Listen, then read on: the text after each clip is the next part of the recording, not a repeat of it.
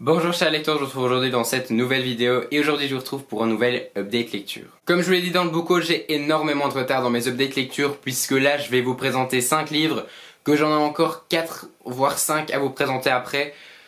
Donc j'ai un petit peu de retard et je vais commencer tout de suite pour ne pas perdre trop de temps. Je vais commencer par les 2 romans et après je parlerai de tout ce qui est illustré, comme ça si l'illustré ne vous intéresse pas vous pourrez quitter la vidéo après les 2 romans. Et je vais commencer par vous parler de L'inconnu de Xanderland de Agnès Laroche publié chez Scrinéo.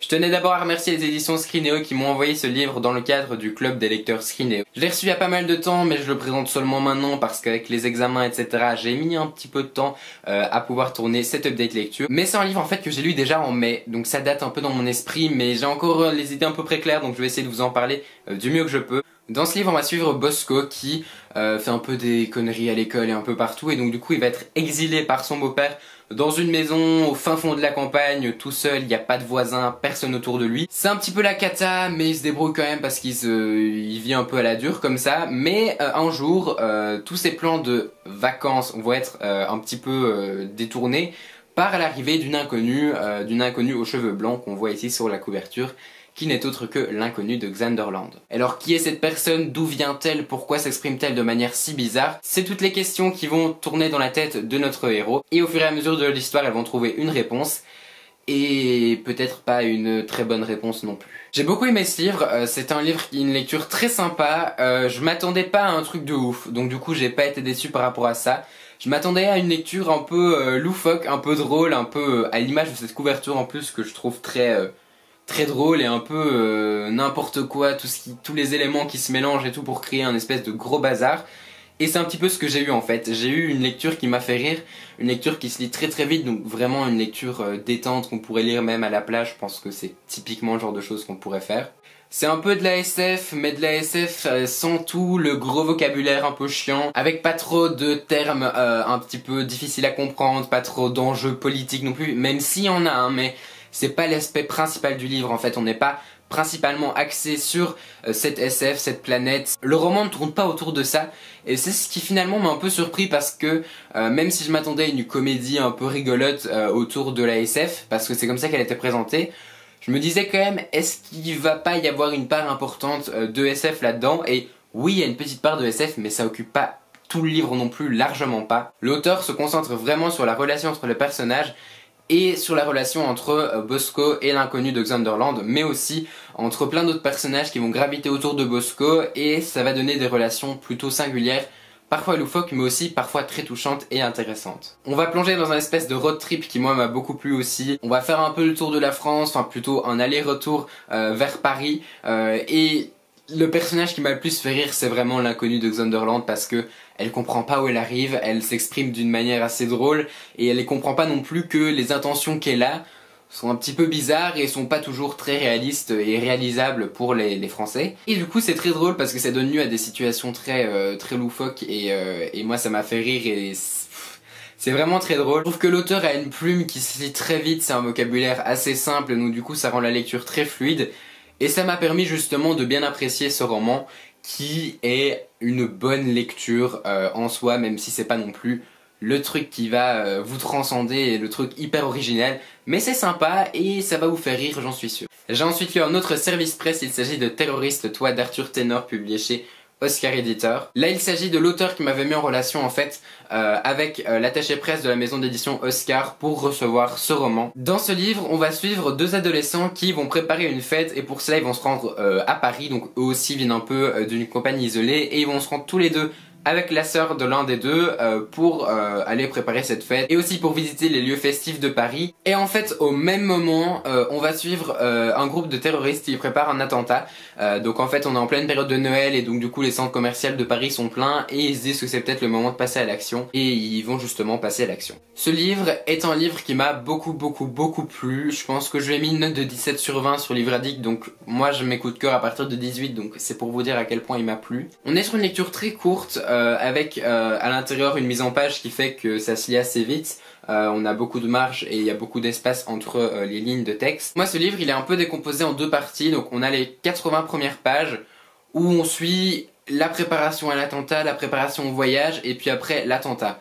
Donc on a ces 80 premières pages qui sont un récit narratif pur de ce qui va se passer à ce moment-là. Cette partie-là m'a beaucoup plu parce que forcément on alterne les points de vue, on a envie de savoir ce qui va se passer, parce qu'on est tout le temps dans l'action, on a envie de se dire mais merde, on sait plus ou moins ce qui va se passer, mais on attend l'échéance, et puis quand l'échéance vient, on stresse avec les personnages, on a peur avec eux. Et puis à un moment donné, il y a une grosse révélation qui va avoir lieu, un événement qui va se passer, plus ou moins à partir de la 80e page je pense. Et à partir de là, pour moi, le roman prend totalement une autre direction, et c'est cette direction-là qui m'a beaucoup plu. Parce qu'en fait, je me demandais au début du roman, je me disais, mais attends, l'auteur écrit un roman sur le terrorisme, ok, il explique un attentat, ok, mais où est-ce qu'il veut en venir? Au début, je me suis demandé, est-ce qu'il veut simplement refaire vivre l'horreur pour refaire vivre l'horreur? Mais connaissant un peu l'auteur pour son livre La théorie du complot, je me suis dit non, c'est pas possible, il a quelque chose derrière la tête. Et donc je me suis dit, attends, tu verras. Et peut-être que le roman n'est pas que de la narration d'événements, mais peut-être qu'il y a quelque chose qui vient après, qui va un peu offrir une nouvelle perspective sur justement le terrorisme. Et effectivement, l'auteur arrive en fait avec une révélation qui va changer toute notre perception du roman et toute notre perception de cet attentat-là. Il va se passer une révélation, je vais pas vous dire qu'est-ce que c'est parce que sinon ça va vous gâcher tout le suspense.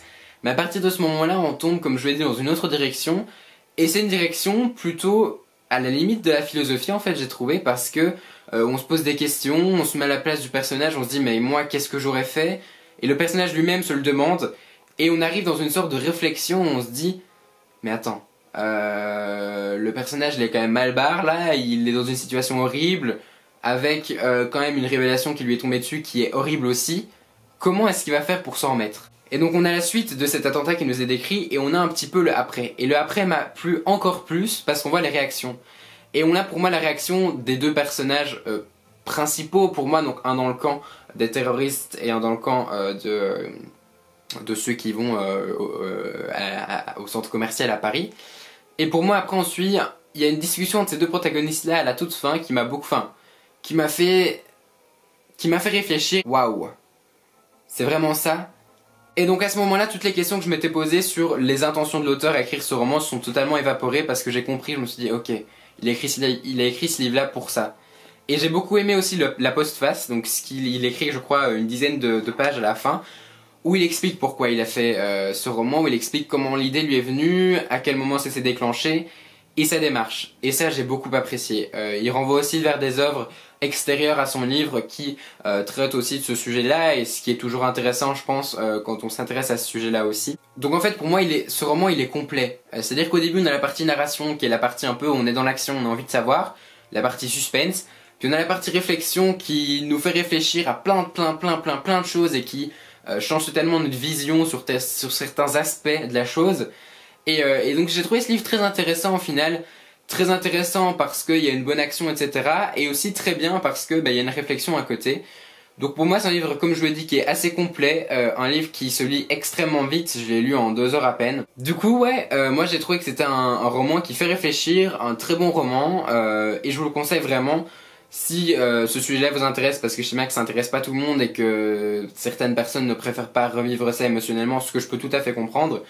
Mais je suis ravi de l'avoir reçu en service presse parce que je l'aurais pas découvert de moi-même et au final ça a été quand même une super lecture. Maintenant que j'ai fini avec les 2 romans, je vais passer à la partie illustrée et tout d'abord je vais vous parler de 2 services presse aussi qui m'ont été envoyés il y a longtemps par Nathan. Et il s'agit des 2 albums de la série Explique-moi, donc le premier Explique-moi le racisme et l'intolérance et le deuxième Explique-moi la guerre et le terrorisme de Louise Spilsbury et Anan Kai, donc publié évidemment chez Nathan. C'est une série d'albums qui compose 4 tomes, ici j'en ai 2, je vais peut-être voir avec Nathan pour recevoir les 2 autres parce que du coup c'est une série qui m'intéresse énormément. En fait chaque tome est centré sur 2 sujets qui se relient à peu près, donc voilà, la guerre et le terrorisme c'est quand même dans les mêmes bases entre guillemets, et le racisme et l'intolérance également, l'un entraîne l'autre en fait. Et ce que j'ai beaucoup apprécié, je vais vous montrer un exemple, c'est que chaque page est découpée sur une certaine table des matières, et en fait on a à chaque fois une question qui est posée, et sur les deux pages on va justement expliquer cette question à l'aide d'illustrations et de paragraphes de texte qui sont assez courts parce que c'est quand même destiné à des enfants, donc il faut que ce soit pas trop long non plus. Et donc on a à chaque fois ces petites parties de texte qui vont répondre à la question qui est posée dans la table des matières et qui vont expliquer aux enfants avec des mots simples la réponse à cette question qui pourrait parfois paraître un petit peu lourde et avec beaucoup de mots explicatifs etc. Alors qu'au final, là, les auteurs nous délivrent une expression très simple qui va expliquer et éclairer les enfants sur certains sujets. Et c'est là qu'on retrouve pour moi toute l'essence même de ce livre. Parce que du coup, c'est le but d'expliquer aux enfants certains thèmes majeurs de la société actuelle avec des petits mots, des mots simples, des phrases courtes, des paragraphes courts et avec des illustrations. Donc pour moi, c'est vraiment un bon mix entre l'explication de thèmes actuels et un livre quand même agréable à lire pour les enfants. C'est pour ça que je vous les conseille vraiment beaucoup ces deux albums parce qu'ils sont juste parfaits pour leur domaine. Voilà, c'est la fin de cette update lecture, j'espère que ça vous a plu. Si vous avez lu un de ces livres, n'hésitez pas à venir en discuter avec moi dans les commentaires. Si je vous ai donné envie de lire un de ces livres, n'hésitez pas aussi à me le dire dans les commentaires. Si vous avez aimé cette vidéo, n'hésitez pas à mettre un petit pouce vers le haut et à vous abonner à la chaîne pour suivre toutes mes péripéties sur YouTube. Je vous souhaite d'excellentes lectures et je vous dis à très bientôt dans une prochaine vidéo.